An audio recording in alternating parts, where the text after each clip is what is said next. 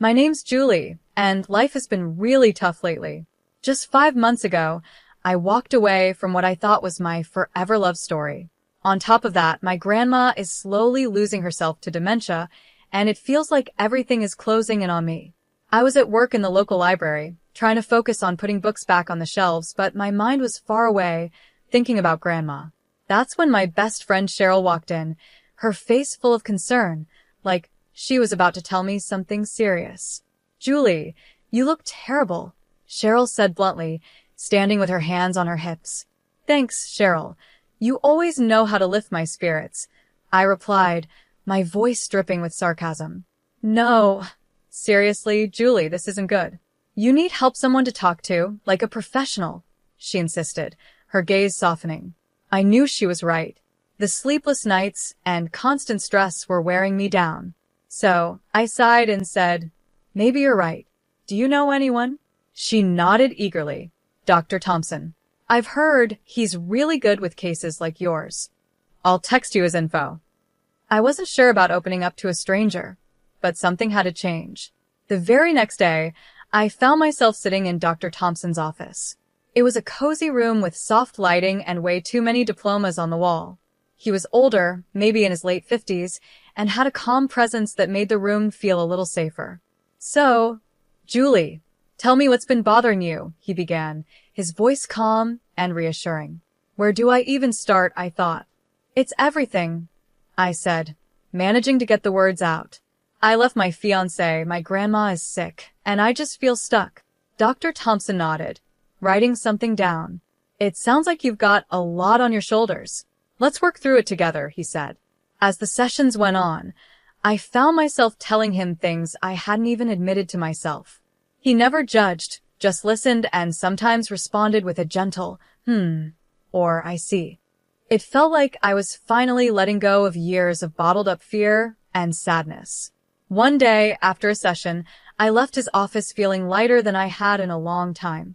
The sun was setting, casting a warm glow over everything, and I actually smiled, feeling a small flicker of hope.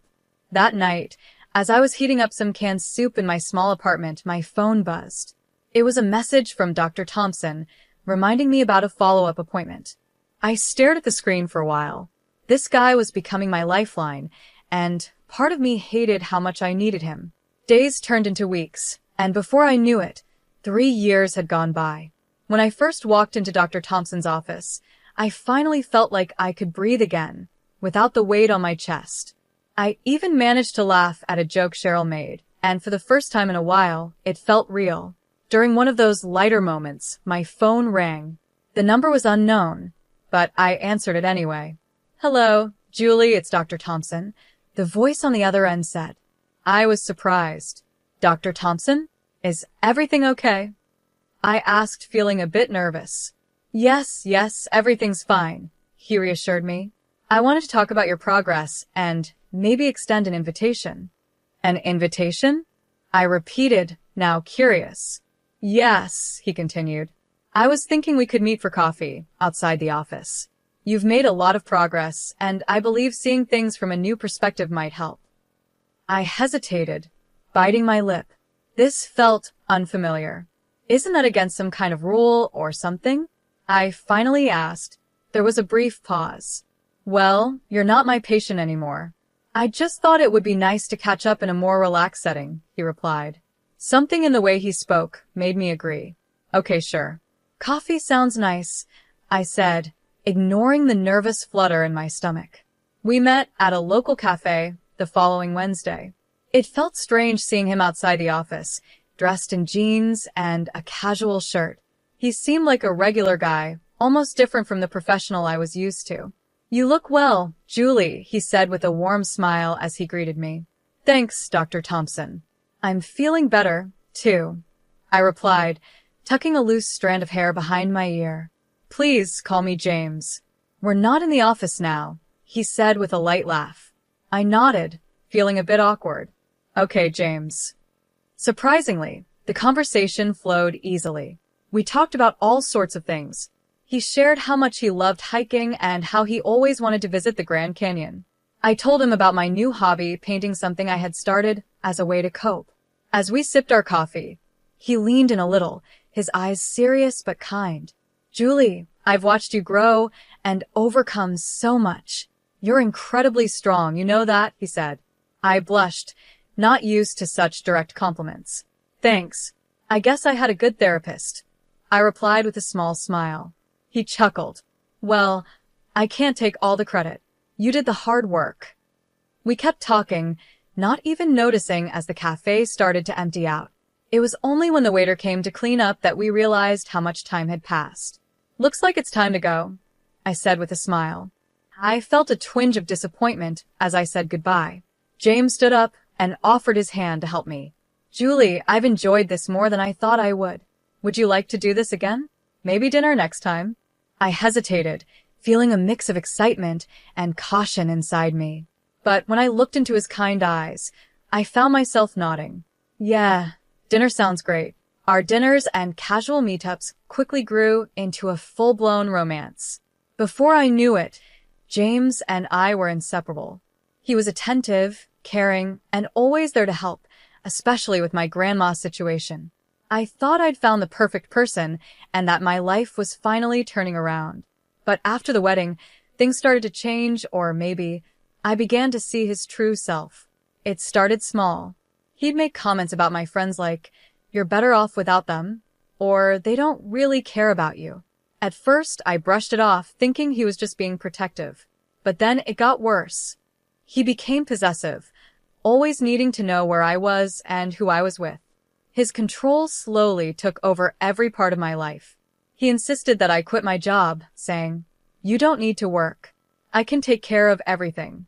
Trust me, Julie." It wasn't about money for me. It was about freedom, having something that was mine. But still, I found myself agreeing, quitting my job, and becoming completely dependent on him. That had been his plan all along.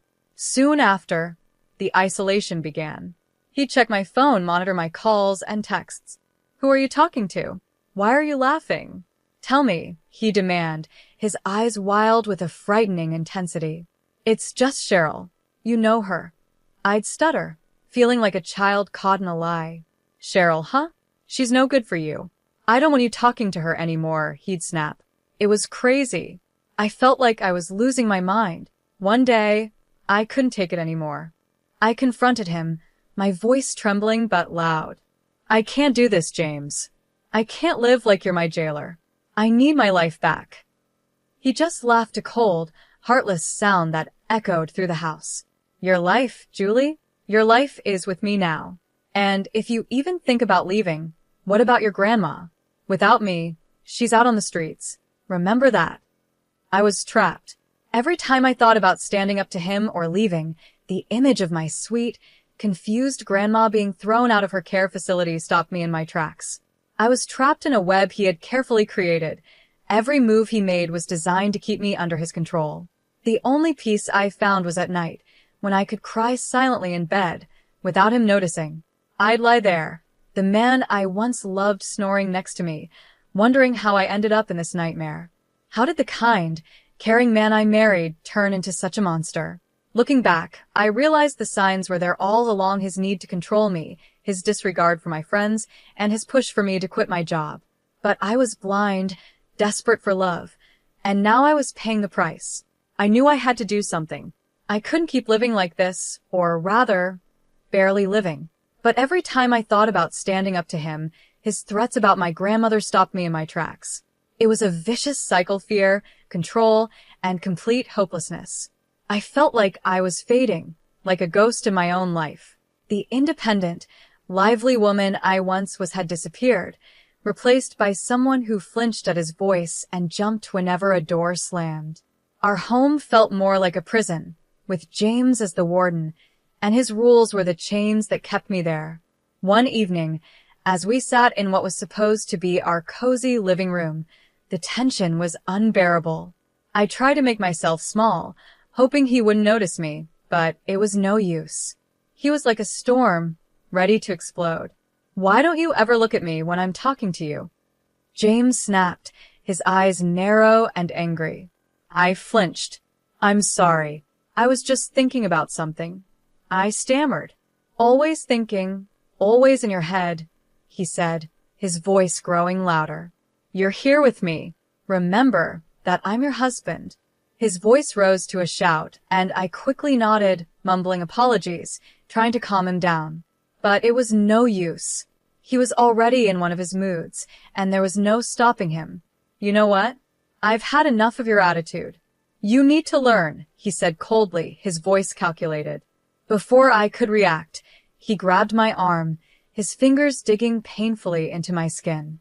James, please, you're hurting me, I cried, fear washing over me. He dragged me toward the small storage room, the one place I feared most in the house. It was dark, with no windows, a tiny box of a room. Maybe some time in the dark will teach you to appreciate what you have, he hissed, shoving me inside. I stumbled, hitting the cold floor as he slammed the door, leaving me in complete darkness. My heart pounded, panic rising in my chest. I had always been terrified of the dark, and now I was trapped in it, alone and terrified. I once told James about my fear of the dark back when I thought he cared. James, please let me out. I'm scared of the dark, remember? I yelled, my voice shaking. His cruel laughter was the last thing I heard before his footsteps faded away. I was left alone, trapped in the darkness, the weight of my situation pressing down on me. I curled up in a corner, my body trembling as I cried. Time passed, but I couldn't tell how long it felt like forever. Every little creak and sound from the house made me jump, my mind creating monsters in the shadows. But the real monster was just outside the door, the man I had married. Finally, the door creaked open, a sliver of light breaking through the darkness. Have we learned our lesson? James's voice was full of mockery. I couldn't speak or even look at him. I just nodded, desperate to get out of that room. He pulled me up, his grip still firm, but not as painful. Good. Remember this feeling, Julie. Remember who's in charge here, he said coldly. As I stumbled back to the living room, my legs weak and my eyes struggling to adjust to the light, a deep sense of shame washed over me. How had I let it come to this? How had I become so weak, so controlled? But underneath the shame and fear, something else stirred anger. I was angry at him for treating me this way, but I was also angry at myself for allowing it. That dark room was a wake-up call. I couldn't live like this anymore.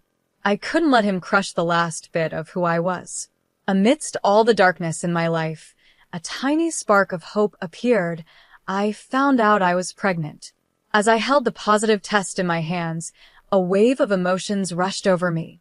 Fear, uncertainty, but also a fierce, protective love. I hoped that maybe this baby would change things, maybe even soften James, bringing back the man I once loved. With my heart racing, I approached him that evening. James, I have something to tell you. We're going to have a baby. His reaction was immediate and terrifying. His face twisted, not with joy, but with anger. A baby? No, that's not happening, Julie. I stepped back, his harsh words cutting deep. But it's our child, I said, trying to plead with him. Maybe this could change things, make them better. He didn't care. His voice was cold as he spat out. No, Julie, it's going to change nothing. You're going to get rid of it. I felt a sudden surge of defiance rise up inside me. No, I won't do that. This child is part of me. In a rage, he grabbed my arm, his fingers digging into my skin painfully. You don't understand, do you? You're mine. Everything you have is mine, your fears, your body, your future. I struggled, but James was too strong. James, please let me go. I begged, but he didn't listen.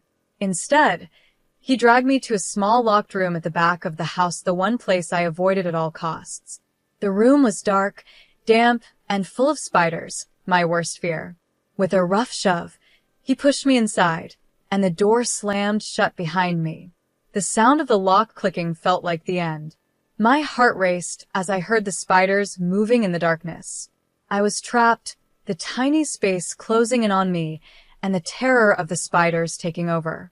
Let's see how long your maternal instincts last now, James taunted from the other side of the door. I screamed and pounded on the door, but it was no use.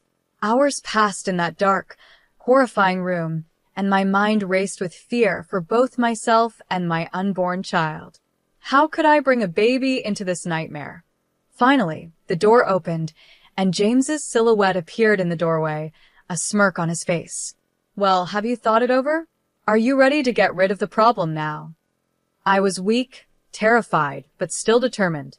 Through my tears, I whispered, "No, that small act of defiance cost me." He left me there even longer, the spiders my only company. The last thing I remember was collapsing to the floor and fainting. When I woke up, I was in a hospital room, surrounded by the sterile white walls and the beeping of machines.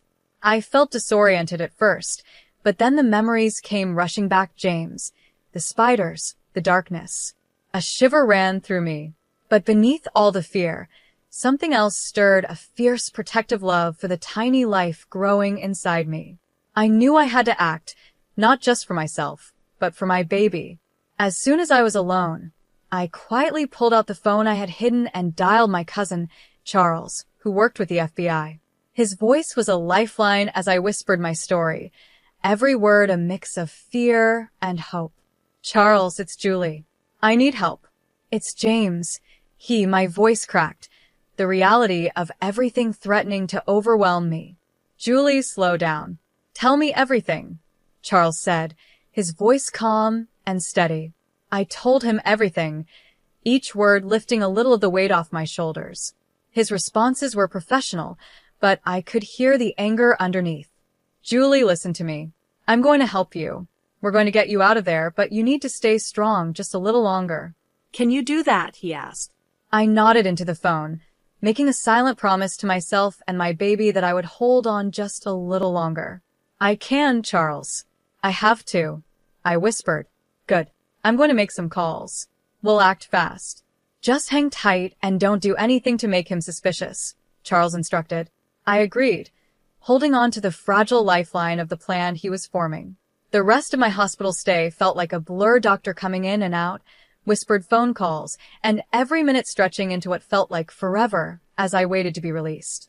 When the day finally came for me to go home, a heavy dread settled over me. The house, which once felt like a place of love and safety, now loomed like a monster. Its walls seemed to echo with all the screams and tears from the past months. James was there waiting for me, his presence dark and heavy, filling the room like a storm.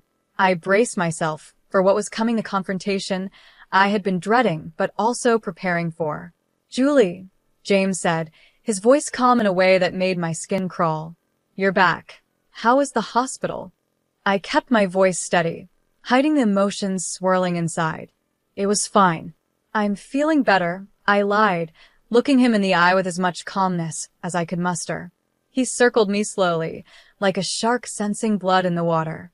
"Good, because we need to talk about the situation," he said, his eyes flicking down to my stomach. A sneer curled his lips. I clenched my fists, feeling the baby move inside me. "There's nothing to talk about. I've made my decision." James's face twisted with rage. "Your decision? You think you have a choice here?" I swallowed hard, but stood firm. "Yes, I do. This is my body, my child. I won't let you control me anymore." He let out a cold, humorless laugh. "Oh, Julie, you never learn, do you? I always have control. Always. But this time was different. I had a plan, a lifeline. I just needed to bide my time and play along until I could make my escape." "I'm tired, James. I'm going to bed," I said, turning to leave the room. He grabbed my arm, his grip tight like iron. "You're not going anywhere until we settle this." Just then, the front door burst open with a loud bang that echoed through the house. Police officers rushed in, their badges gleaming, their faces set with determination. "James Thompson, you're under arrest for the abuse and unlawful imprisonment of Julie Thompson," one of the officers announced, his voice cutting through the air like a knife. James's face turned pale, his grip on my arm loosening in shock. "This is ridiculous. She's my wife." "She's lying," he shouted, but I wasn't alone this time. Charles stepped in behind the officers, his face filled with fury. No, James. You're the liar. We have everything, the recordings, the testimonies. It's over. James's eyes darted around, searching for a way out, but there was none. The officers handcuffed him, reading him his rights as he continued to protest, shouting denials and threats.